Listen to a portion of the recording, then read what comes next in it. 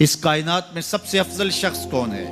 سب سے اچھی ڈیوٹی کون سی ہے؟ سب سے سونی نوکری کون سی ہے؟ کہتے ہیں کہ فلاں نوکری بہت اچھی ہے، فلاں کاروبار بہت اچھا ہے، فلاں جگہ پیسہ بہت ہے، فلاں شعبے میں عزت بڑی ہے۔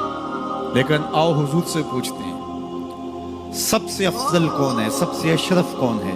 تو میرے حضور نے فرمایا خیرکم من تعلم القرآن وعلمہ، تم میں سب سے افضل وہ ہے جو قرآن سیکھتا ہے اور اوروں کو سکھاتا ہے۔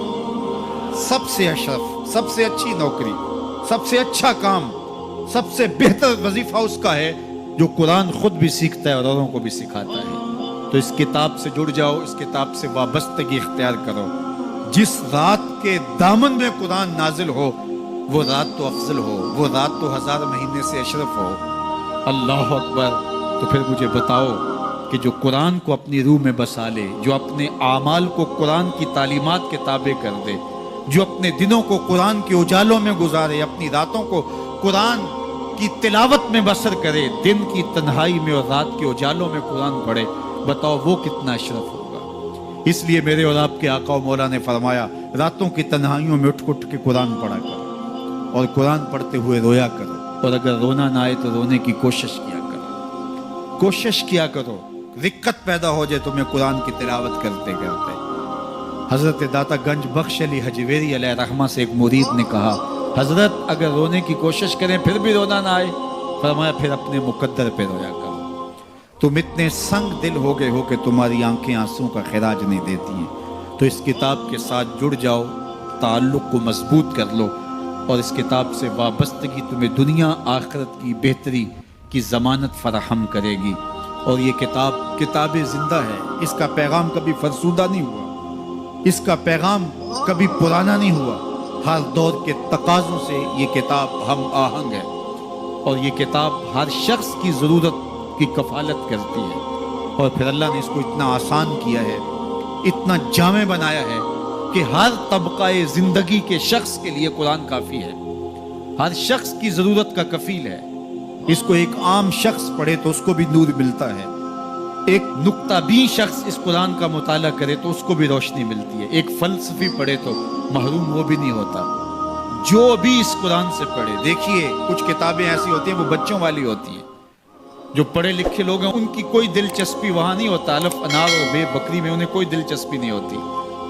اور جو بڑی کتابیں ہیں بچوں کی سمجھ سے ورا ہوتی ہیں، لیکن یہ واحد قرآن ہے، جس طبقے کا شخص بھی پڑھے، ان پڑھ پڑھے تو اس کو بھی نور ملے۔ میں دیکھتا ہوں تلاوت چل رہی ہوتی ہے اور تلاوت عربی میں ہے، اور بندہ عربی جانتا نہیں ہے وہ بھی جھوم رہا ہوتا ہے، اس کو بھی حظ مل رہا ہوتا ہے۔ یہ کتاب ہر طبقہ زندگی کو روشنی دیتی ہے۔